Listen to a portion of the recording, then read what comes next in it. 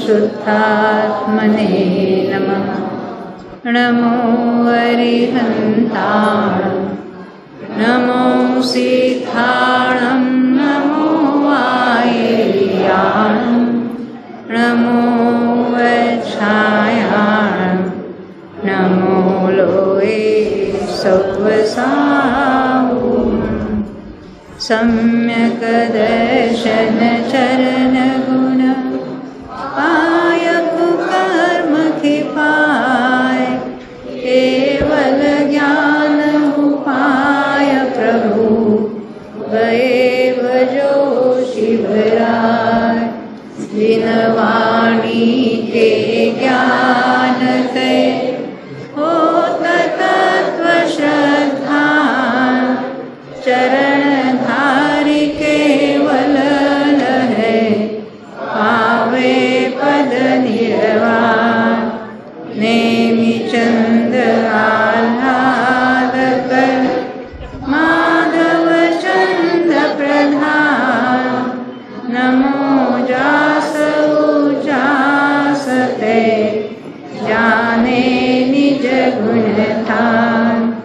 लब्धि सार को पाय कै करके सपना सार हो है प्रवचन सार सो समय सार अधिकार। जिनेंद्र भगवान की वाणी में हमें चारों ही अनुयोगों का उपदेश प्राप्त हुआ है और यहाँ हम कर्णानुयोग के आधार से कुछ विशेष उसके पारिभाषिक शब्द जो कुछ प्राथमिक जानकारी उसकी बात यहाँ कर रहे हैं। प्राथमिक जानकारी क्यों कहा? क्योंकि इसको अगर हम सही रूप से समझेंगे तब जब हम ग्रंथ पढ़ते हैं तो उसका सही अर्थ भाषित होगा। कर्णानुयोग कुछ कठिन बातें नहीं है, बिल्कुल जिसको कहेंगे जिसे सामान्य जो जिसको क्या कहेंगे जनरल नॉलेज जो या लॉजिक जो है इस तरह से आता है उसका। तो अभी हम प्रकृतियों के नाम देख रहे थे। क्यों? कोई भी प्रोसेस है, कोई भी कर्णानुयोग के कर्मों की बातें है, वो तो कर्मों के नाम पता हो तो उसमें क्या क्या परिवर्तन होते वो बता सकेंगे। कर्म के नाम ही केवल हमने कर्म में ऐसा होता है, पर कौन से कर्म में क्या बातें होती है तो उसके नाम भी हमको मालूम होने चाहिए। वो किस कर्म का किस प्रकृति का भेद है वो भी मालूम होना चाहिए। इसलिए हमें पहले कर्मों के नाम ख्याल में रखना है। मूल भेद तो हमने 8 देखे, सबको मालूम है। उसके उत्तर प्रकृति उसके और भेद करेंगे वो भी हमने गिनाए थे। ज्ञानावरण के 5, दर्शनावरण के 9, वो सबको याद है नाम उसके। मोहिनी के 28 और अंतरा के 5, वेदिनी के 2, आयु के 4। ये कहाँ कन्फ्यूजन हो रहा है या कहाँ अटक जाता है? नाम कर्म की 93, बाप रे बाप, है ना। और गोत्र की 2। तो ये 93 कैसे याद करना? तो उसको किस रूप से हम याद करने की कोशिश करेंगे? तो आसान तरीका क्या है? तो पेज नंबर 18 पंचलब्धि की छोटी पुस्तक, शिविर वाली नहीं, शिविर वाली में भी है ये बात है, परंतु हम इस छोटी पुस्तक के आधार से आपको बताएं। तो इसको कहेंगे पिंड प्रकृति। पिंड प्रकृति का अर्थ होता है ग्रुप वाले। जब हम गति नाम कर्म कहेंगे तो हमको मालूम है गतियाँ 4 होती है, तो 4 गति नाम कर्म है। जाति नाम कर्म 5 है, तो कितना आसान है, गति जाति 9 तो यहाँ याद हो गए, है ना। फिर शरीर नाम कर्म की बात है, जितने शरीर है उतने शरीर नाम कर्म भी है। तो औदारिक शरीर नाम कर्म, वैक्रिक शरीर नाम कर्म, आहारक शरीर नाम कर्म, तेजस शरीर नाम कर्म, कारमान शरीर नाम, हो गए ना। यही नाम बंधन के है। शरीर बंधन नाम कर्म, ये कौन सा? औदारिक शरीर बंधन नाम कर्म या औदारिक बंधन नाम कर्म ऐसा कहेंगे। वैक्रिक बंधन नाम कर्म, इस तरह से हर एक के साथ बंधन शब्द लगाना। वैसे ही संघात, अब हर एक का क्या कार्य है उसकी विस्तार से चर्चा है इस प्रकरण में। हम पहले यहाँ नाम देख लेते हैं। तो ये 5, 5 और 5 15 तो यहाँ पर हो गए। उसके बाद किसका नाम है? संघात के बाद संस्थान। संस्थान का अर्थ क्या है? आकार। अभी जो हम कहेंगे जीव का आकार ऐसा है, ये मनुष्य आकार है और ये पशुओं के आकार अलग है, ये आकार कौन नक्की करता है, कौन निश्चित करता है? नाम। संस्थान नाम कर्म के उदय में विशिष्ट आकार कायम रहता है। उस गति में जो आकार पाया जाता है तो किसके उदय में होता है? संस्थान नाम कर्म के उदय में। तो ये संस्थान नाम कर्म 6 प्रकार के हैं। फिर उसके नाम कौन से? जैसे समचतुस्र संस्थान, न्यग्रोध परिमंडल, स्वाति, कुब्जक, वामन वगैरह, मुंडक, ये उसके नाम है। हर एक का क्या कार्य है, उसका क्या डिस्क्रिप्शन, वो इस पुस्तक में सब पूरा लिखा है। हम जिन बातों पर ज़्यादा चर्चा करना चाहते हैं ना इसको गौण करेंगे, अब केवल नाम पढ़ेंगे। उसका हर एक का कार्य आपको क्यूरियोसिटी होती है ना, जरा देख लेना। हाँ, रात में नींद नहीं आती तो ये बातें देखते रहना। हाँ, तो जल्दी नींद आ जाएगी या ये याद होगा कोई तो एक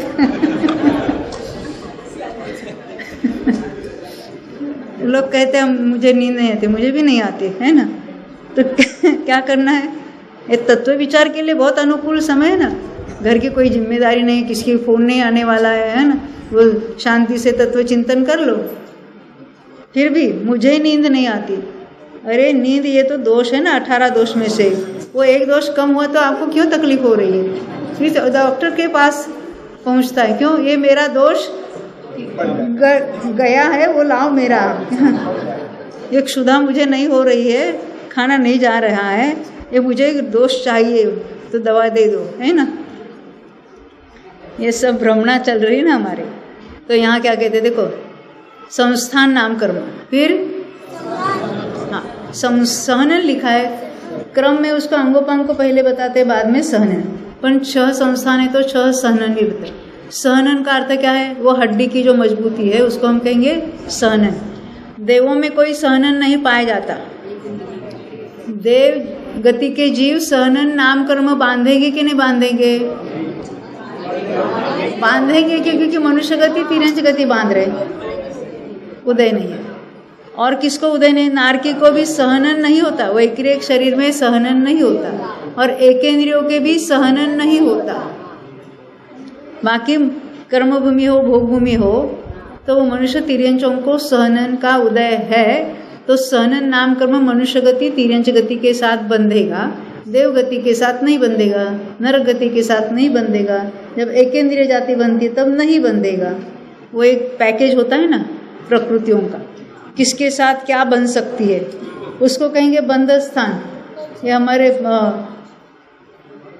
ब्रह्मचारी ये कौन हेमचंद जी ने हमको एक बहुत बड़ा कार्य बताया है। कौन सा? ये बंध स्थान समझाओ। अरे पूरा शिविर लगता है बंध स्थान समझाने के लिए। बंध स्थान क्या होता है? अलग अलग, जैसे ज्ञानावरण की 5 प्रकृतियां बनती है। कौन से गुणस्थान से कौन से गुणस्थान तक? पहले से लेकर 10वें तक पूरे 5 की 5। उसमें कोई अलग अलग स्थान नहीं, 5 का एक ही स्थान है। दर्शनावरण की कितनी बनती है एट ए टाइम?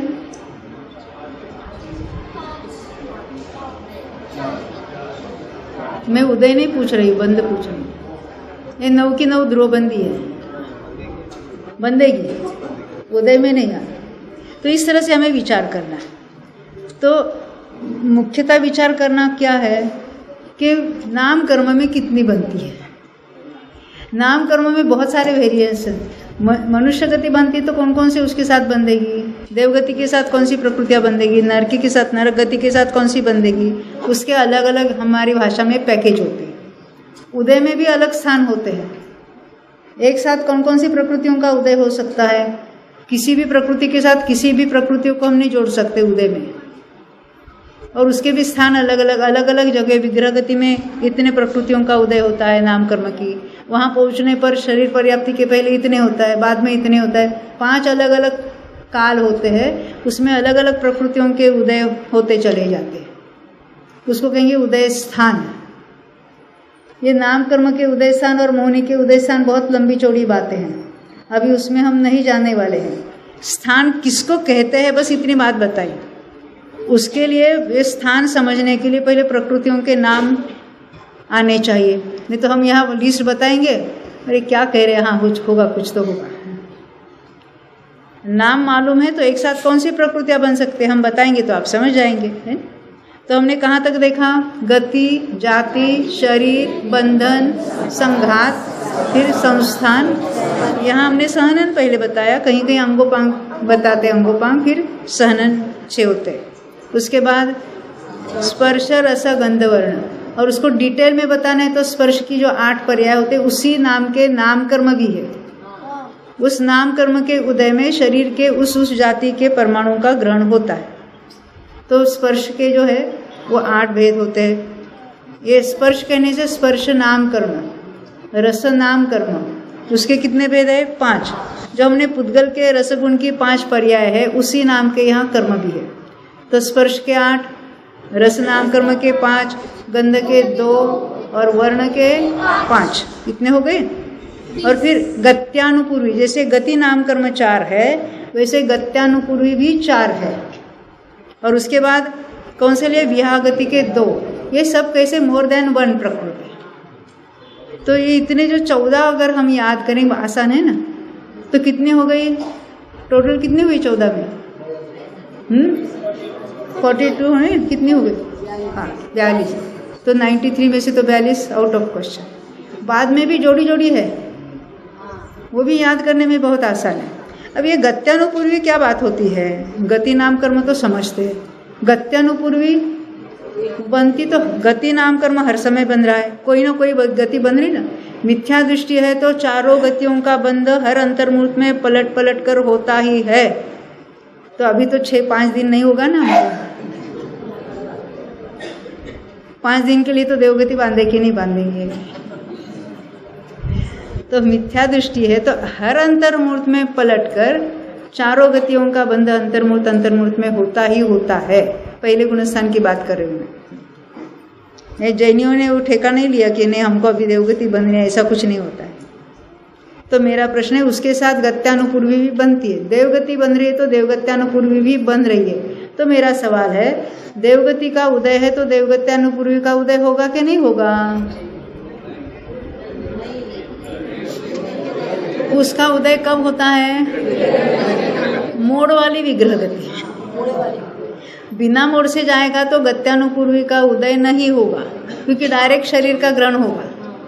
तो गत्यानुपूर्वी का कार्य क्या होता है कि देखो, संस्थान नाम कर्म की विशेषता है कि शरीर ग्रहण करने के पहले समय से संस्थान नाम कर्म का उदय चालू होता है। तो यहाँ तो जीव मरा, अभी मनुष्य गति तो छुटी, उसकी देवगति शुरू हुई। या हम कहेंगे तिर्यंच गति शुरू हुई। पहले मनुष्य गति का जीव था, अब तिर्यंच गति शुरू हुई। कहाँ? विग्रह गति में। हम ऐसा जीव लेते कि 2 मोड़ से जाने वाला है ना। यानी यहाँ मनुष्य था, उसने इतना पुण्य बांधा कि अमेरिका का कुत्ता होकर जन्मने वाला है। पुण्य क्यों कहाँ? अमेरिका का है, क्यों? अरे वहाँ बच्चे को लेकर जाना है कार में से, तो बेल्ट में लगाकर पीछे के सीट पर, उसका वो सीट होता है उसमें बांध कर रखते हैं, और उनका कुत्ता आगे पीछे कैसा भी घूमता है कार में। और जो कुत्ते को लेके सुबह उसका मालिक घूमने को जाता है, एक हाथ में वो प्लास्टिक के बैग और दूसरे हाथ में वो झाड़ू जैसा, तो जहाँ जहाँ टट्टी करता है उसको हाथ में उसको यानी कलेक्ट करते करते चलता है आराम से, और बच्चे को डायपर लगाकर बांध के रखता है। तो पुण्य के बिना ऐसे थोड़े होता है। तो ये मनुष्य मरा और वो कुत्ता होने वाला है, 2 मोड़ से जाने वाला है, तो 2 समय तक उसको गत्यानुपूर्वी का उदय होगा। तो उसको आकार कौन सा रहेगा? कुत्ते का आकार तो वहाँ शरीर धारण करने के समय से शुरू होगा, उसके पहले मनुष्य का आकार होगा। कुत्ते की यानी तिर्यंच गति और कुत्ते की पर्याय शुरू हो गई है, तो कुत्ता है मनुष्य के आकार का कुत्ता। हमने आपको दिखा दिया, आपने देखा कि नहीं देखा? आगम के चक्षु लगाओ तो सब कुछ दिखाई देगा। हाँ, यानी गत्यानुपूर्वी का कार्य समय हर समय बनती है गत्यानुपूर्वी, उदय मात्र मोड़ वाली गति में होता है। अगर बिना मोड़ से जाएगा तो उसका उदय भी नहीं होगा, ऐसे पड़े रहेगी अंदर। ख्याल में आती है ना बात, कौन से प्रकृति का कब उदय होता है, उसके निश्चित उसके जो काल नक्की होते। अब पूर्वी की स्थिति 2 समय या 3 समय ही रहेगी बस। उदय बंद हर समय चल रहा है, और वो कारमान का योग है तभी उसका गत्यानुपूर्वी का उदय, अदरवाइज उसका उदय नहीं है। गत्यानुपूर्वी का क्षय कब होता है? 14वें गुणस्थान के अंतिम समय में उदय रूप नहीं है वहां पर। हाँ देखो अभी आगे बढ़ते, कितने हो गए हमारे हाँ? उसके उदय में पूर्व भव का आकार कायम रहता है। जीव का आकार कौन सा है? पूर्व भव का। मनुष्य मरकर कुत्ता अभी हमने आपको बताया है, तो उसकी जो तिर्यंच गति चालू हो गई, तिर्यंच आयु का उदय चालू हो गया, उसको हम कुत्ता जीव कहेंगे। आकार कौन सा रहेगा? मनुष्य में से आया तो मनुष्य का होगा। कोई नारकी आया है वहाँ जन्मने वाला है तो नारकी का आकार होगा। देव में से कोई कुत्ते की पर्याय में आया है तो देव का आकार रहेगा। ख्याल में आती है बात? यदि एक मोड़े से जा रहा है, हाँ? एक मोड़े से जा रहा है, एक मोड़े से जा रहा है तो एक समय के लिए, तो गत्यानुपूर्वी का उदय एक समय के लिए है। हाँ एक समय के लिए। कारमान का योग है ना हम, हाँ, मोड़ से मोड़ के पहले उसका उदय है। तो गत्यानुपूर्वी का उदय पहले समय में नहीं रहेगा, फिर मोड़ आएगा, फिर दूसरे समय में गत्यानुपूर्वी। नहीं नहीं नहीं नहीं नहीं, मोड़ के पहले। देखो यहाँ मरण तक तो क्या है, गति का उदय था, गत्यानुपूर्वी का तो नहीं था। अब मनुष्य रूप से नहीं रहा, अभी उसकी तिर्यंच गति शुरू हुई कब? विग्रह गति के पहले समय से। तो वहाँ मान लेते एक मोड़ से जाएगा, तो एक मोड़ के पहले उसका गत्यानुपूर्वी का उदय होगा। दूसरे मोड़ के बाद वो पहुँच जाता है वहाँ पर, तो उसका संस्थान नामकर्म वहाँ का शुरू होगा। एक समय हुआ, एक मोड़ के लिए एक समय बोल रहे तो एक समय, अगर एक मोड़ लेगा तो एक मोड़ बोल रहे हैं। एक समय सुनो, एक मोड़ से जाता है ना तो एक समय के लिए गत्यानुपूर्वी का उदय। समझ में आती है बात? 2 मोड़ लेकर जाता है तो 2 समय के लिए, क्योंकि तीसरे समय में पहुंच जाता है जहां शरीर धारण करना है, वहां संस्थान नामकर्म का उदय शुरू हो जाता है। ये समझ में आती है ना बात? तो बिना मोड़ वाले का सीधा एक समय में जन्म लेना है तो उसके गत्यानुपूर्वी का उदय ही नहीं होगा। अनाहरक, अनाहरक, पण अनाहरक, हाँ विग्रह गति में अनाहरक, क्योंकि केवली के भी अनाहरक है 3 समय के लिए, और अयोग केवली भी पूरे अंतर्मूल तक अनाहरक है, तो वहाँ नहीं घटित करना है। हाँ विग्रह गति में। तो यहाँ हम आए विहाय गति तक, सत्ता में रहता है, उदय में नहीं कहा मैंने। हाँ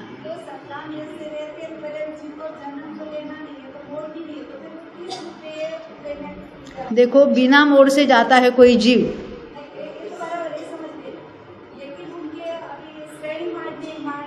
श्रेणी मानव सत्ता में पड़े हैं सारे कर्म।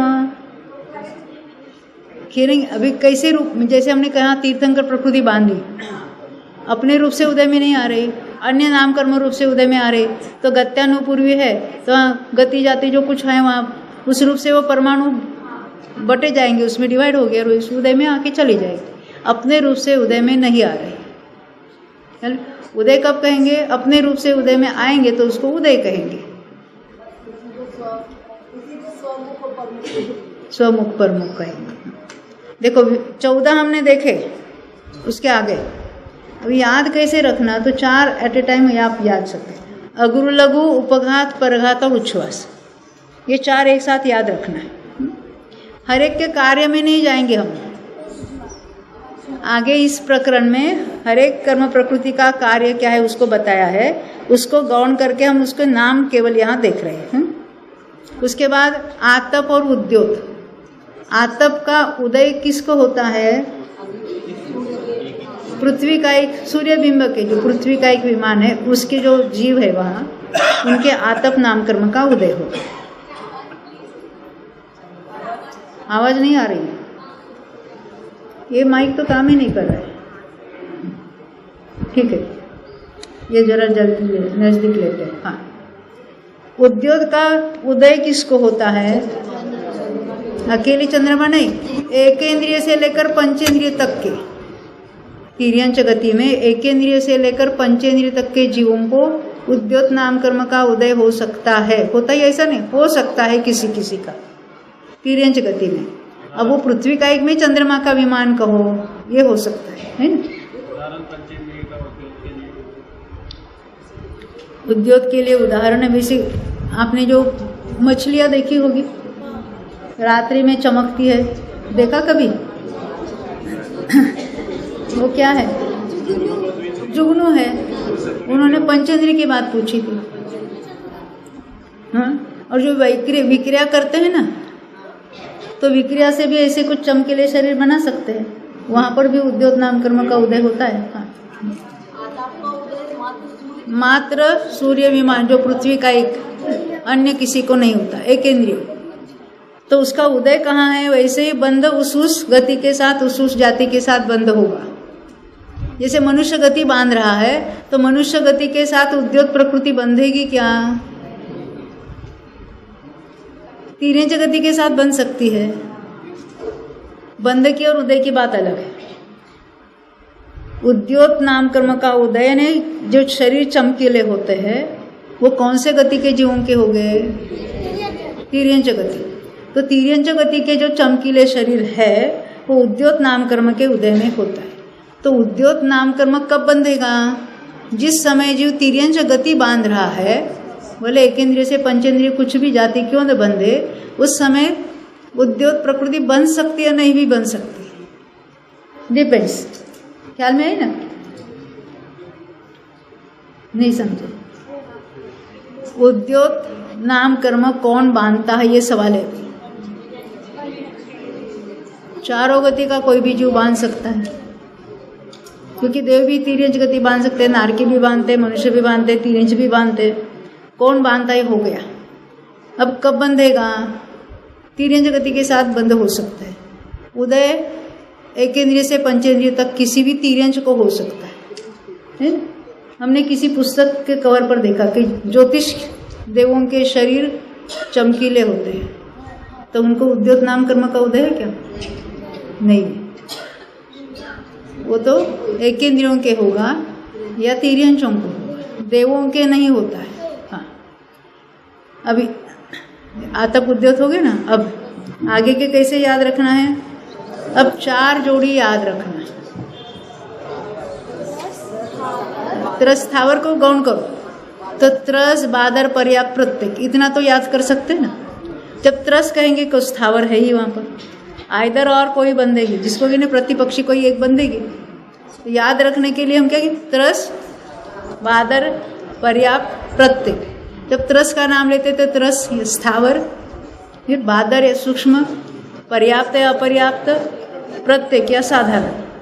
8 हो गए नहीं हम? 4 जोड़ी, ऐसे 6 जोड़ी और है। कौन से? स्थिर, शुभ, सुभग, सुस्वर, आदेय और यश के। अब उसके साथ ले लेना प्रतिपक्ष, यानी वो 4 जोड़ी और ये 6 जोड़ी, 10 जोड़ी तो यहाँ हो गए। ये याद करने का आसान तरीका बता रहे हैं हम। आपको नहीं बोल रहे हैं याद करो, नहीं तो गलती से कोई कल याद करके लाएगा। देखो हम यहाँ से पढ़ते हैं, त्रस स्थावर, बादर सूक्ष्म, पर्याप्त अपर्याप्त, प्रत्येक साधारण, फिर स्थिर स्थिर, शुभ शुभ, सुभग दुर्भग, सुस्वर दुस्वर, आदेय अनादेय, यशस्कीर्ति और अयशस्कीर्ति। अब 2 ही बचे, तीर्थंकर, प्रकृति और निर्माण। ये 93 हो गए है ना। क्यों इनको जानना आवश्यक है? आगे जब हम आगे पढ़ेंगे तो कौन से गुणस्थान में कौन सी प्रकृतियाँ बन सकती है, नहीं बन सकती है, किस किस का बंध विच्छेद होता है, बंधना रुक जाते, वो आदि आदि बातें हमको सीखनी है। तो उसके लिए इनको अगर हम ये हमारी याद में रहेगी तो उसको समझना आसान होगा।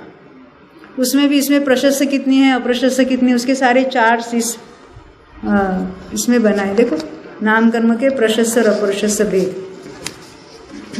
आगे लिखे, पेज नंबर 39 पर है। उसको भी देख लेते, क्योंकि अभी अभी नाम पढ़े ना, थोड़ा ताज़ा है ना। अभी हमने 93 नाम पढ़े कि नहीं पढ़े? हाँ। तो उसमें कौन से प्रशस्त है? प्रशस्त है ने पुण्य प्रकृति, और अप्रशस्त यानी पाप प्रकृति। तो हम देख लेते हैं, तो इसमें से कौन सा बंधना चाहिए जरा याद रख के रखना है। ये सोच समझ कर नहीं बनती है, भले वो प्रशस्त हो या अप्रशस्त हो, कोई भी प्रकृति बंधने योग्य नहीं है। क्योंकि हम कहते थे हमको मोक्ष चाहिए, पर तीर्थंकर प्रकृति का बंद करके मोक्ष जाएंगे तो ज़्यादा अच्छा है ना। गुरुदेव ने कितनी बार कहा है कि तीर्थंकर प्रकृति का यानी गोत्र का बंद करने के जो भाव है वो भी कैसे है, बंध के भाव है। देखो अभी हम प्रशस्त अप्रशस्त नाम कर्म में देख रहे, अन्य कर्मों में देखना आसान है। हमने पहले ही देखा था घाती कर्म सभी अप्रशस्त ही है। ये तीर्थंकर नाम कर्म है तो गोत्र कर्म है? कौन पूछ रहे हैं? हाँ जी, वो नाम कर्म है, परंतु उसके साथ गोत्र उच्च गोत्र बनता ही है, इसलिए उसको तीर्थंकर को तीर्थंकर गोत्र कहने की पद्धति है। और ये करणान योग के ग्रंथों में ही लिखा है। तीर्थंकर प्रकृति कहाँ तक बनती है, कौन से गुणस्थान तक? 8वें गुणस्थान तक। वहाँ गति बन रही है कि नहीं बन रही है? गोत्र बन रहा है कि नहीं बन रहा है? तो देवगति बन रही है, उच्च गोत्र बन रहा है, तो उसको तीर्थंकर गोत्र कहने की पद्धति है वो नाम कर्म का बंध। नाम कर्म का भेद है, गोत्र कर्म का भेद नहीं है, फिर भी उसको तीर्थंकर गोत्र बांधा ऐसा कहने की पद्धति है, आगम की ही पद्धति है। ये कुछ गुरुदेव ने अपनी ओर से कुछ नया नहीं निकाला है। देखो गति में शुभ प्रकृतियां, गति में दो भेद करना। कैसे?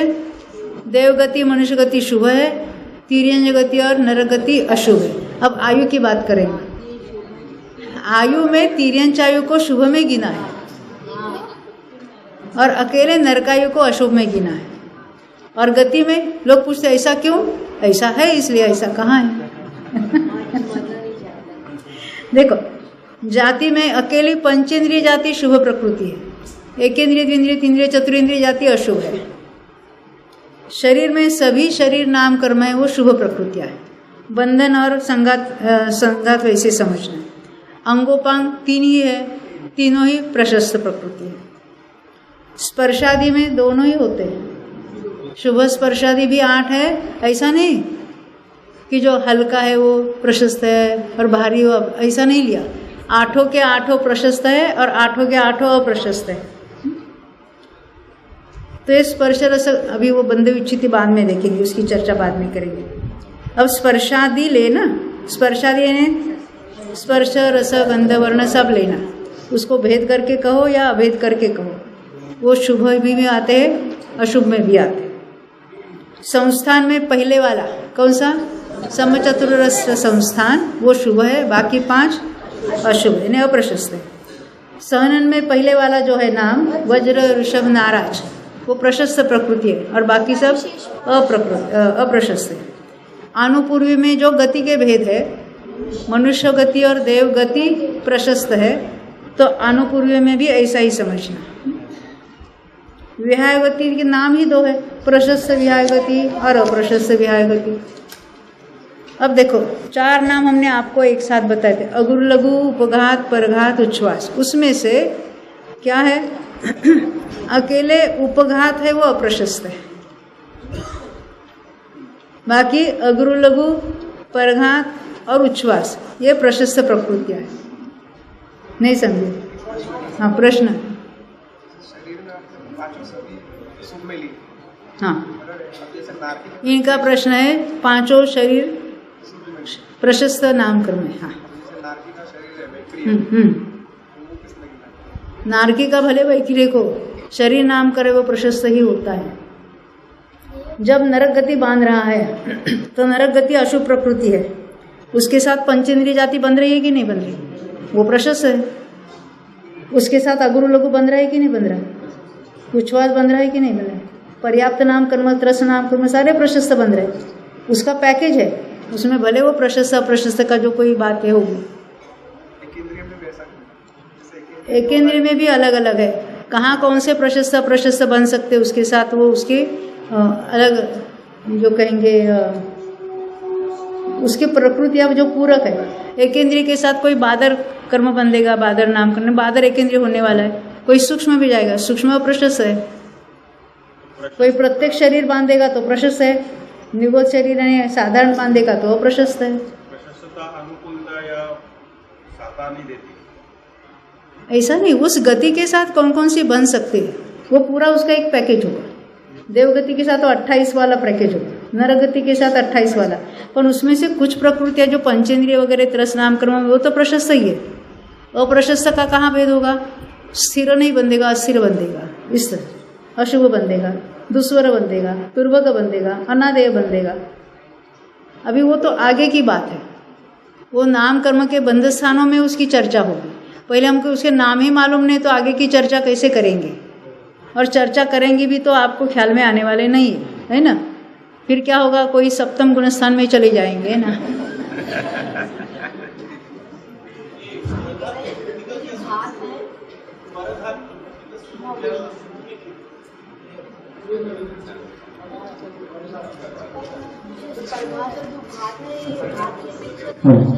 परघात प्रकृति का क्या है?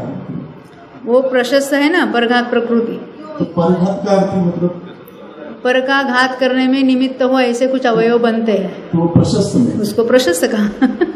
परघात करने के भाव को प्रशस्त नहीं कह रहे, हम कर्म को कह रहे। देखो ये केवल ज्ञानी ने जाने ही बातें हुई ना, प्रशस्त अप्रशस्त। हमने तो अपनी ओर से कोई भेद नहीं किए हो, हाँ, नहीं तो आप कहेंगे पार्शलिटी कर रहे आप, किसी को प्रशस्त। अनुमान क्यों है, इसको क्यों शुभ में डाला? किसको? परघात को। वो है इसलिए शुभ में डाला, हमने नहीं डाला हो। आपने नहीं डाला, भगवान ने क्यों डाला? भगवान ने भी नहीं डाला।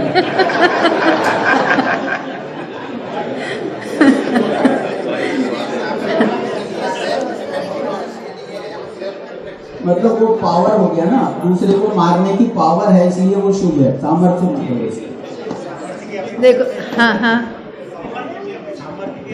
सामर्थ्य की अपेक्षा कहा। हाँ देखो यहाँ क्या कहते, उच्छ्वास हो गए ना, आतप और उद्योग दोनों ही प्रशस्त प्रकृतियां हैं।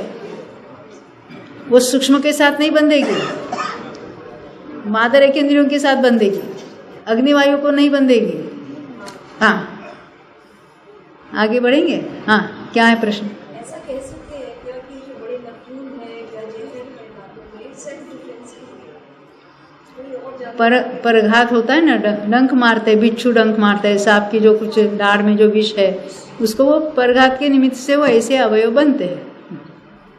आप कहेंगे हमने नाखून काट दिए तो परघात नहीं है, और हमने बढ़ाए तो परघात हो गया, ऐसा होता है क्या? ये नाम कर्म अलग बात है और शरीर की रचना अलग बात है। इनका त्रसादि कहा, त्रस बादर पर्याप्त प्रत्येक ये शुभ है, प्रशस्त प्रकृति, और उसके अगेंस्ट कौन से? सूक्ष्म। त्रस के बदले स्थावर, सूक्ष्म, अपर्याप्त और साधारण, यह प्रशस्त प्रकृतियां हैं। त्रस जीवों के लिए जो संगठन बतलाया, 2 इंद्रिय से बताया, केवल तिर्यंच में हम द्विंद्रिय से सब कहेंगे पंचेंद्रिय, पर सहनन देव और नार के पंचेंद्रिय होने पर भी उनको सहनन नहीं है। हाँ, मेरा प्रश्न है, जो मच्छर आदि हैं 4 इंद्रिय, उनके कौन सा संगठन है? ये तो लास्ट वाला है ना, असंप्राप्त रूपाठी का सहनन, द्विंद्रिय से लेकर है। संगठन का अगर बोन है, हड्डी, हाँ तो उनकी कहाँ होती है? वो हमको नहीं दिखती है, भगवान को दिखती है। भगवान ने अपने छत्तीस गोचर भी है ना, मनुष्यों का हड्डी की बनावट कुछ भी है, कुछ लिगामेंट से बंधी है, हाँ वो है ना, तभी तो वर्णन दिया है, तो समझ गए। वो सब मुख्यतः तो असंप्राप्त रूपाटिका है ना, असंप्राप्त असरूपाटिका। वो जो हड्डियाँ हमारे जो वज्र वृषभ नाराज सहनन कैसे है, वज्र की हड्डियाँ, वज्र का वेस्टर्न यानी पेरियोस्टिम भी वज्र का, और जॉइंट भी कैसे है, वैसे किलित है। और हमारे जॉइंट्स कैसे है, वो हड्डियाँ एक दूसरे के ऊपर ऐसे है, हड्डी जुड़ी नहीं है, मसल्स के साथ टेंडन्स के साथ बंधी हुई है। तो हड्डियों से क्या मतलब है, वो ऐसी रचना होती है, तो उत्तम सहनन होना चाहिए ना मोक्ष के लिए। अरे वो जो शपक शनि चढ़ता है उसमें निमित्त रूप से वो पाया जाता है, वो सहनन है इसलिए मोक्ष होता है ऐसा नहीं, और सहनन है इसलिए नरक में जाता है, सातवें नरक में वृषभ नरक, ऐसा नहीं है। फिर भी कौन से सहनन वाला कहाँ तक का पुरुषार्थ कर सकता है, मरकर कहाँ तक जा सकता है, उसके सारे नियम हैं। तो संवर्धन का परिणाम से संबंध हुआ ना, संबंध नहीं हुआ, निमित्त हुआ। सातवें नरक भी जा सकता है और ऊपर सर्वार सिद्धि तक जा सकता है, बिल्कुल जा सकता है, पर जाता है अपने परिणाम से, सहनन से नहीं। परिणाम करने की ताकत संवर्धन से ही ना, इनडायरेक्ट। सहनन से हुई तो भोग भूमि के स्त्रियों को भी वज्र वृषभ नारा सहनन है, चौथे गुणस्थान के ऊपर क्यों नहीं जाते? बोलो। को भी है, बिल्कुल है ना, पर वो सहनन है इसलिए ऊपर का पुरुषार्थ कर रहे, ऐसा नहीं है। पर जो ऊपर का पुरुषार्थ कर रहे हैं उनके निमित्त रूप से पाया जाता है। सहनन के कारण पुरुषार्थ नहीं हो रहा है, पुरुषार्थ अपने कारण हो रहा है। सहनन तो शरीर का है, अवयव शरीर में उसका निमित्त है। पर कहाँ देखो, निमित्त की ओर देखकर हम कार्य का अनुमान लगा सकते हैं। वो निमित्त कार्य में कोई पार्टिसिपेट नहीं कर रहा है। जैसे हम कहेंगे वो ग्रेवेग जाने वाले, तो ग्रेवेग जाने वाले चौथे काल का कोई ग्रेवेग जाएगा कि मिथ्या दृष्टि द्रव्यलिंग अच्छी तरह से धारण करके? क्यों नहीं? क्यों नहीं? नीचे के 3 सहनन है, वहां जाने वाले के लिए ऊपर के 3 सहनन चाहिए। ग्रेवेग में जाने वाले के कौन से देव मरकर कौन से देव में उत्पन्न होता है? अभी वर्तमान कालीन कोई भावलिंगी संत भी ऊपर नहीं जाएंगे। क्यों नहीं जाएंगे? ये लांतव कापिष्ट तक ही जाएंगे, उनके सहनन नीचे के, उसके ऊपर नहीं जा सकते। अभी कौन से नरक तक जाएंगे, कौन से स्वर्ग तक जाएंगे, मरकर कौन कहाँ जा सकता है, ये सारे नियम कर्णान योग के आधारित है। वो तो हम आगम से जान सकते हैं। ख्याल में आती है ना बात? ये क्या जानने की जरूरत है? नहीं जरूरत है। पर निमित्त को क्यों जानना है कि हमको कार्य का अनुमान लगा सकते हैं। कोई हमको पूछते वो रामकृष्ण परमहंस को सम्यक दृष्टि थे कि मिथ्या दृष्टि थे, हम उनकी निमित्त की ओर देखेंगे।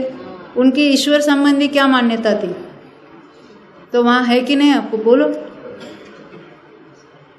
पंचम काल में मोक्ष नहीं होता, कोई कहते नहीं हो जाता है, सहनन नहीं होता है वहां। कोई कहते स्त्रियों को मोक्ष होता है और हम कहते नहीं होता है। क्यों नहीं होता है? वो ऊपर का पुरुषार्थ नहीं कर सकते। क्यों नहीं कर सकते? तो वो कहते होता है और हम कहते नहीं होता, इसलिए तो कौन सच्चा है? हम नियम की ओर देखेंगे। वहां जो सहनन का नियम है, तो स्त्री को तो मोक्ष हो ही नहीं सकता। मोक्ष क्या, स्त्री को तो छठा सातवां गुणस्थान भी नहीं होगा। ये द्रव्य स्त्री की बात है। नहीं तो आप कहेंगे भाव स्त्री को तो आपने केवल ज्ञान प्राप्त कराया। हाँ, द्रव्य से पुरुष था ना। क्या 20% आमनाय वालों को निश्चय समय दर्शन हो सकता है? आप ये कुछ बीच में आमनाय की बात क्यों? ये तो जो पूजा पद्धति वगैरह की बातें हैं, वो तत्व विचार करने वाले को होगा। अन्यमति में से आकर मुनि हुए कि नहीं भावलिंगी संत, आपको उनकी लिस्ट मालूम है। तो कहाँ जन्मा है, कैसा किया, उससे कुछ निर्भर नहीं है। अन्यमति से आकर अभी वो गणधर बने ना, कहाँ जन्मे थे? ब्राह्मण। वैदिक मान्यता थी, तो वैदिक मान्यता के साथ गणधर हुए क्या? मान्यता पलट गई। तो पूजा पद्धति क्या है, उस पर ये कुछ नियम निर्भर नहीं है।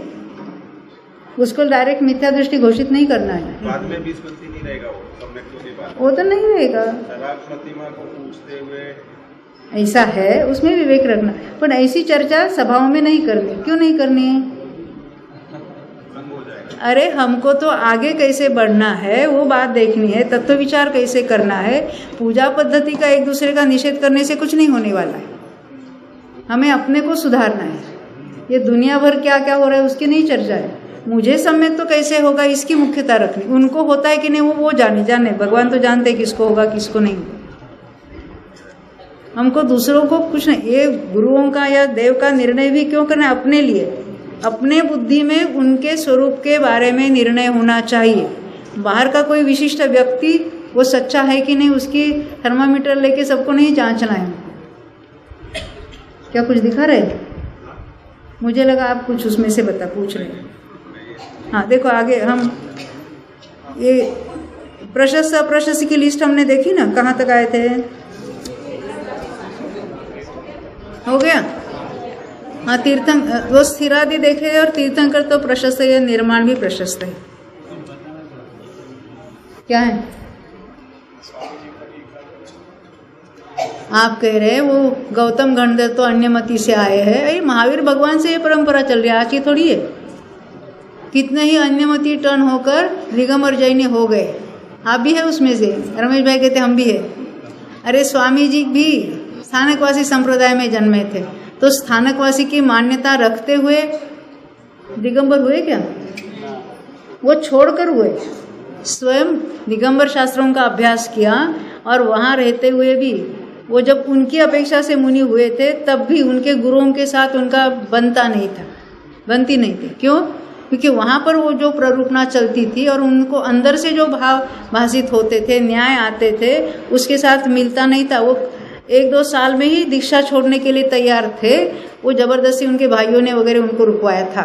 फिर भी वहाँ रहते हुए दिगंबर शास्त्रों का अभ्यास किया और जाहिर सभाओं में दिगंबर आमनाय के अनुसार उनकी वो उपदेश भी देते थे। जब उन्होंने नक्की किया कि अभी मुझे इसमें रहना ही नहीं, परिवर्तन करना है, तो स्थानक वासियों की ओर से बहुत उनको विरोध हुआ। क्यों? उनका पंथ छोड़ते हैं नहीं, उसमें कोई दोष है ये नक्की होता है। फिर भी वो कह देते नहीं तो आप दिगंबर शास्त्र वाँचो, उसकी प्ररूपणा करो, उसका उपदेश कर, हमारी कोई बात नहीं है, आप स्थानकवासी संप्रदाय मत छोड़ो। तो वहाँ छोड़कर उन्होंने, मुझे ऐसा नहीं है कि जो सत्य है उसको मैं सत्य ही कहूँगा। तो उन्होंने स्वयं को दिगंबर घोषित कर दिया। बाहर वस्त्र सफ़ेद थे, वो तो कि लाल वस्त्र पहनने की ज़रूरत नहीं थी या शर्ट पैंट पहनने की ज़रूरत नहीं थी, वस्त्र वैसे ही रहे। परंतु उन्होंने अपने को दिगंबर फॉलोअर, इन दिगंबर मत को ही सच्चा दिगंबर मत उन्होंने घोषित किया और उसी का अभ्यास किया, उसी की प्ररूपणा पूरे लाइफ टाइम तक करते रहे। ख्याल में आई ना बात? और यहाँ पर भी विरोध हुआ। क्यों? ये बाहर का आदमी आकर और हमको हमारी बातें सिखाता है। अनेक पंडित, बाबू भाई मेहता है, कैलाश चंद्र जी बुलंदशहर वाले, 3 महीने तक मुनियों के संग में घूमते थे, उनके साथ। वो क्या आदमी क्या कहता है वो जानने के लिए वहाँ गए थे सोनगढ़, विरोध करने के लिए गए थे। ये सारे बड़े बड़े उनकी पहली बैच है ना पंडितों की, सारे ही दिगंबर, मूल दिगंबर आमनाय के लोग वहाँ विरोध करने के लिए पहुँचे थे। वहाँ सुना क्या चल रही बात, अरे ये तो सत्य बता रहे, और हर एक वाक्य के लिए आगम का आधार देते थे। ऐसा नहीं कि उनके मन से कोई बातें होती थी, ऐसा बिल्कुल नहीं है। एक एक चीज़ उन्होंने आगम के आधार से बताई है। तो वो सुनी तो उनको समझ में, अरे ये अर्थ होता है।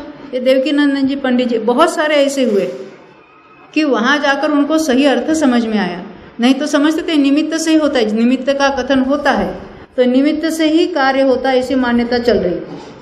उन्होंने आगम के आधार सहित नक्की किया, निमित्त तो होता है परंतु निमित्त पर द्रव्य में कुछ नहीं करता। ये सारे जो एक द्रव्य कहने से, द्रव्य कहते किसको है?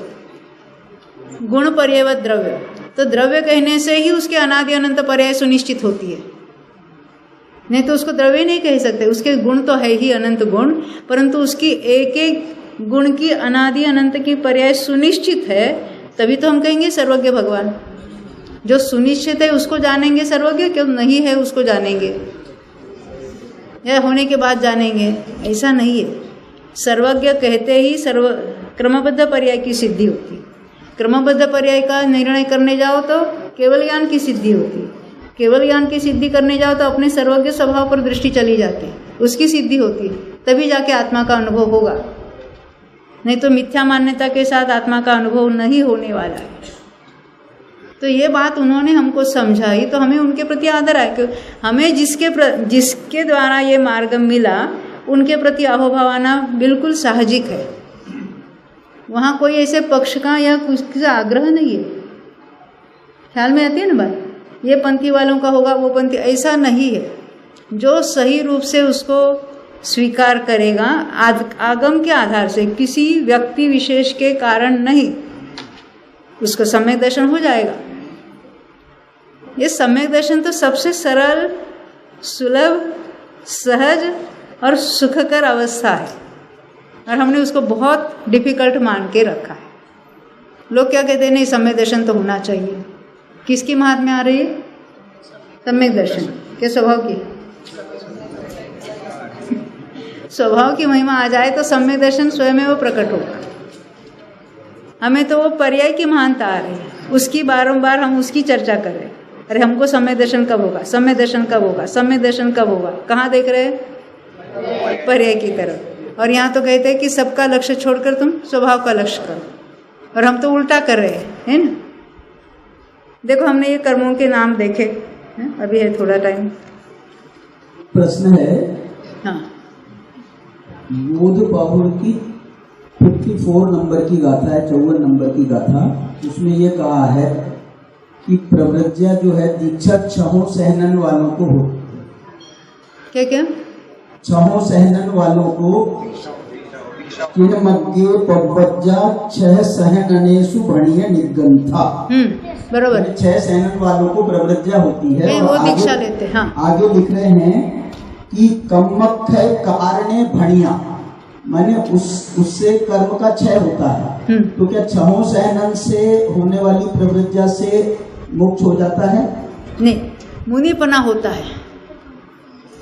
कौन से सहनन की उदय विच्छित्ति कहाँ पर है, कोई कह सकेगा? ये विच्छित्ति क्या बात होती है? देखो अभी हम आगे चलकर सीखने वाले हैं कि कौन सी प्रकृतियाँ कौन से गुणस्थान में बन सकती है। जैसे मिथ्या तो प्रकृति पहले गुणस्थान में बंधेगी, ऊपर के किसी भी गुणस्थान में नहीं बंधेगी, उसको कहने मिथ्यात्व की बंध विच्छित्ति पहले गुणस्थान में हुई। अब मिथ्यात्व का उदय कौन से गुणस्थान तक चलेगा? हाँ, पहले में, तो उसकी उदय विच्छित्ति भी पहले गुणस्थान में हुई। अब हम पूछेंगे आपको, देवगति की बंध विच्छित्ति कहाँ होती है? 8वें गुणस्थान तक बनती है, उसके आगे नहीं बनती है। पर देवगति की उदय विच्छित्ति कहाँ होती है? 4थे तक की है ना, उसका उदय 4थे तक है।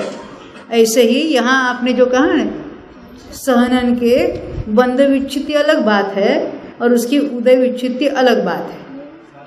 जैसे सहनन बनते हैं, पहला सहनन मात्र लास्ट वाला सहनन, छठा सहनन पहले गुणस्थान में बनता है, ऊपर नहीं बनता। दूसरे में बंध विच्छित्ति में किस किस को लिया हमने सहनन में? बीच वाले 4। और पहले वाला सहनन कब तक बनता है?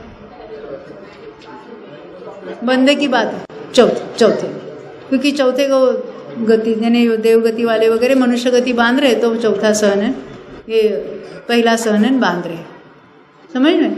ऐसा ये बंध की बात है। अब उदय की बात करेंगे। वज्र ऋषभ नाराज सहनन का उदय कहाँ तक है?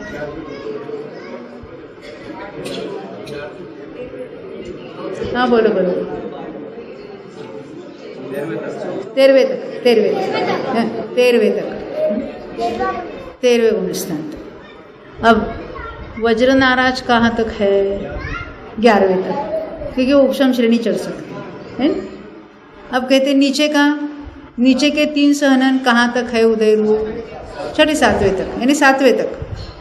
तो नीचे के हीन सहनन वाले भी जीव अभी जो पंचम काल के हैं वो भी 7वां गुणस्थान प्रकट कर सकते हैं। इसको कहते हैं वो 6 सहन, जो नीचे के 3 वाले कहते हैं, जो लास्ट वाले 6 सहनन वाला कर सकता है तो ऊपर के तो कर ही सकते हैं। तो उसकी उदय की विच्छित्ति हमने कहाँ देखी? नीचे के 3 सहनन की 7वें में देखी।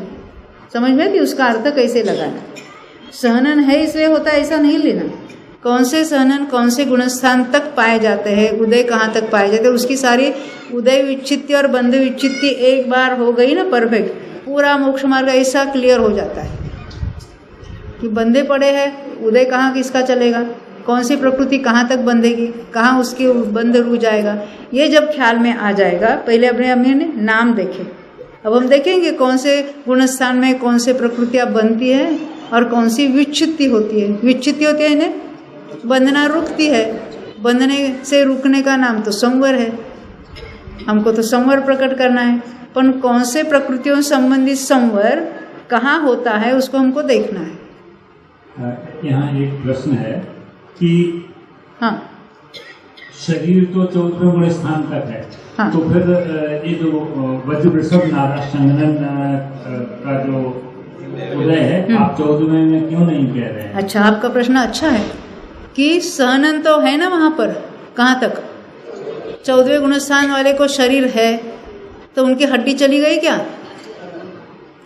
तो सहनन का उदय आप 13वें तक क्यों कर सकते? तो सहनन का कार्य क्या हो रहा है? सहनन नाम कर्म के उदय में उस जाति का परमाणुओं का ग्रहण हो रहा है। अभी औदारिक शरीर नाम कर्म का उदय कौन से गुणस्थान तक है? बोलो, फिर से सुनना। औदारिक शरीर नाम कर्म का उदय कहाँ तक है? 13वें तक है। उदय विच्छिति हुआ बना पर औदारिक शरीर कहाँ तक है? उसका अर्थ क्या है? वो नए परमाणु नहीं ग्रहण कर रहे वहां पर, वो सहनन नहीं चला गया, ऐसा नहीं कहा हमने। जी जी, ख्याल में आई ना बात? वो उस कर्म का कार्य क्या हो रहा है, जैसे कहते परम औदारिक शरीर, उसको कहते सप्त धातु से रहित, ऐसा नहीं उसका अर्थ।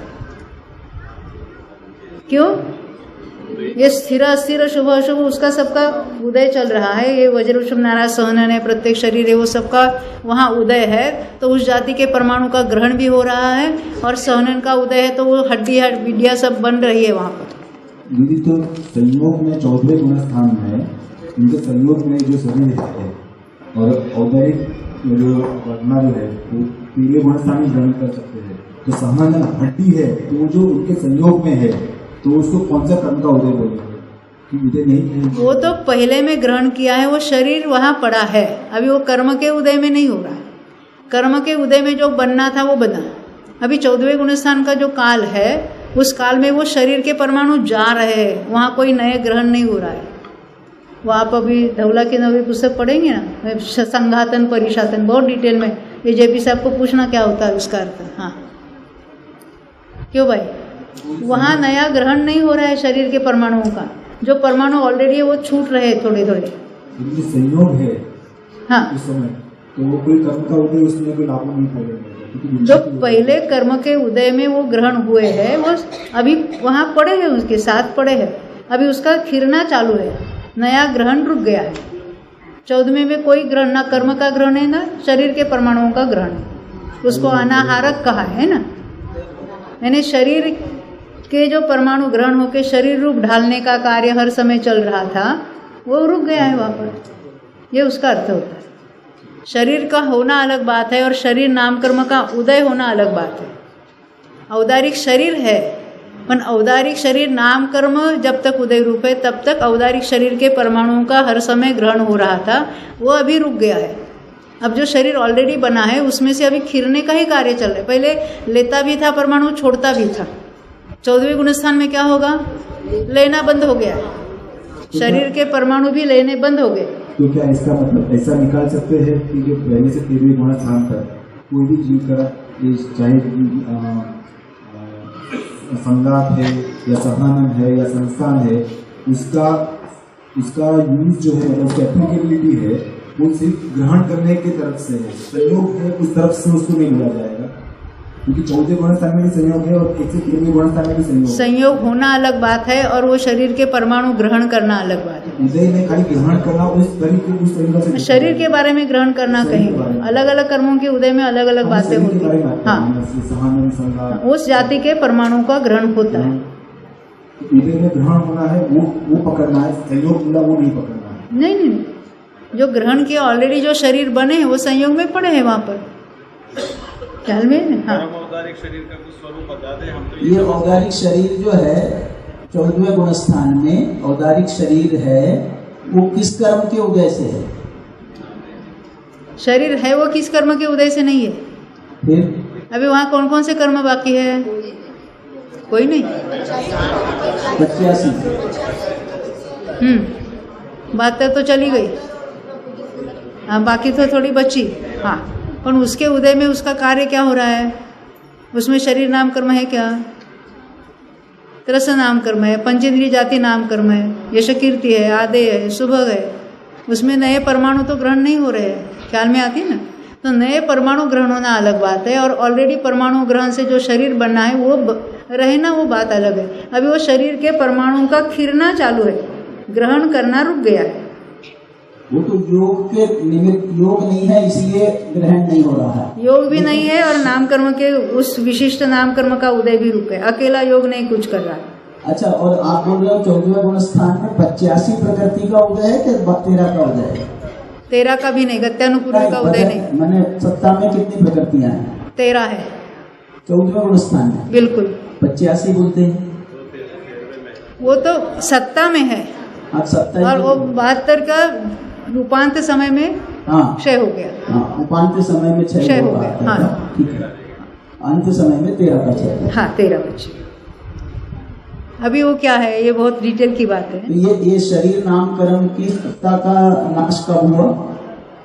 शरीर नाम कर्म के उदय का नहीं पूछ रहा हूँ, शरीर नाम कर्म की सत्ता का नाश कब हुआ? मेरा एक प्रश्न है आपको, 13वें गुणस्थान वाला है ना, शरीर नाम कर्म है कि नहीं है?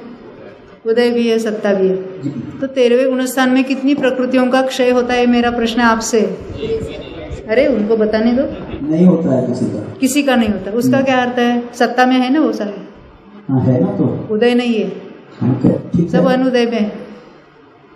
वो सारे अनुदय रूप प्रकृतियां रूपांत समय में नाश हो जाएगी। ठीक है, मतलब वहाँ उदय कितनी प्रकृतियों का है 14वें गुण स्थान में? 12। अच्छा, गत्यानुपूर्वी का उदय नहीं है, सत्ता है। मनुष्य गत्यानुपूर्वी की सत्ता है, उदय नहीं है। वो बिना उदय के ऐसे अंतिम समय में नष्ट होने वाली है। कौन कौन सी प्रकृतियों का उदय है? आप बता दो। 12 में से 12 या 13 जो भी है। उसमें से 9 तो नाम कर्म की होगी, है ना। कौन कौन सी प्रकृतियां यहाँ पर? आयु है कि नहीं है? आयु है। वेदनीय आइदर ऑफ, कोई भी एक वेदनीय होगी। साता होगी, किसी की असाता होगी। गोत्र है कि नहीं है? हाँ, तो 3 तो ये हो गई। अब बाकी 9 कौन सी रह गई? नाम कर्म की रह गई। 9 या 10 कहेंगे हम। तीर्थंकर प्रकृति होगी तो 10 हो जाएगी। तो गत्यानुपूर्वी को अनुदय रूप में रखना। गत्यानुपूर्वी का उदय ऐसे भी होता ही नहीं है विग्रह गति बिना, वहाँ उसकी सत्ता है। कुछ काम ही नहीं है तो इसको रखा किसी ने नहीं रखा, वो अपने से गुरु किए वहाँ पर। अच्छा, ये साता वेदनी का उदय, साता असाता वेदनी का उदय कहाँ तक है? 14वें तक। 14वें तक है, बिल्कुल है। क्या काम कर रहे हैं वो उदय में? कुछ नहीं कर रहे। ऐसा थोड़ी होता है। उसका कार्य तब होता है मोहनीय के उदय में, क्योंकि उसके कार्य में क्या हो रहा है कि जीव किसी संयोग का लक्ष्य करके यहाँ सुख या दुख रूप परिणमित हो रहा है। वो भी कैसे? इंद्रिय जनित सुख दुख की बात है, अतीन्द्रिय सुख दुख की बात नहीं है। वो नाम के लिए असाता है। अभी जब से सम्यक, तो क्या सम्यक दर्शन होने के पूर्व से ही उसका अनंत गुणा घटना चल रहा है। अनुभाग का जितने ऊपर के गुणस्थान में जा रहा है, कितना अनंत बार वो अनंत गुणा घटना चल ही रहा है। तो नहीं के बराबर हुआ ना। जैसे हमने वो पोटेशियम परमैंगनेट एक ग्लास भर पानी में डाला तो जैसे डीप वायलेट कलर आया, तो वो हमने एक ग्लास भर पानी है, ये यहाँ की बड़ी टंकी, उसके अंदर डाला, उसमें से एक ग्लास निकाला, उसमें वो है ना कलर थोड़ा दिख रहा है, वो निकाल कर हमने बम्बई के समुद्र में डाला और उसमें से एक ग्लास निकाला, उसमें वो परमाणु हो गए कि नहीं हो गए? हो गए। आपको नहीं दिख रहे? वो निकाल कर हमने वो पैसिफिक समुद्र में डाल दिया, उसमें से एक ग्लास निकाला, उसमें है कि नहीं है? ये नहीं के बराबर है। ऐसे वहाँ तक जाते जाते सभी अप्रशस्त कर्मों का अनुभाग नहीं के बराबर होता है। फिर भी जब तक है, केवली भगवान ने है जाना है, उसका कार्य कुछ नहीं दिखेगा, उसमें भावों में भी कुछ परिणाम में फर्क नहीं हो रहा। जैसे वेद का उदय 9वें गुणस्थान तक बताया, क्या कार्य हो रहा है? कुछ नहीं कार्य हो रहा है। ना जीवों के परिणामों में कुछ खोट है, ना उनके क्रियाओं में कुछ खोट है। अरे 5वें गुणस्थान से ब्रह्मचर्य प्रतिज्ञा अंगीकार की है, प्रतिमा है ना उसकी 7वीं प्रतिमा, क्या कार्य हो रहा है आगे? कुछ नहीं।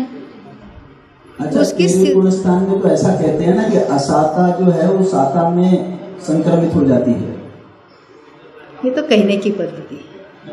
असाता का उदय रह सकता है, पर नहीं के बराबर मैंने बताया ना।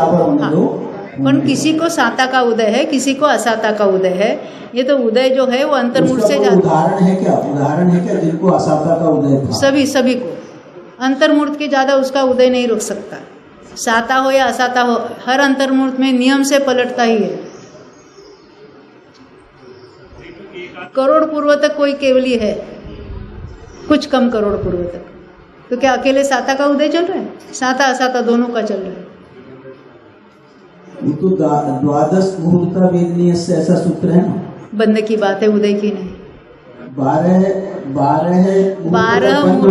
किसका हो रहा है, कौन से का?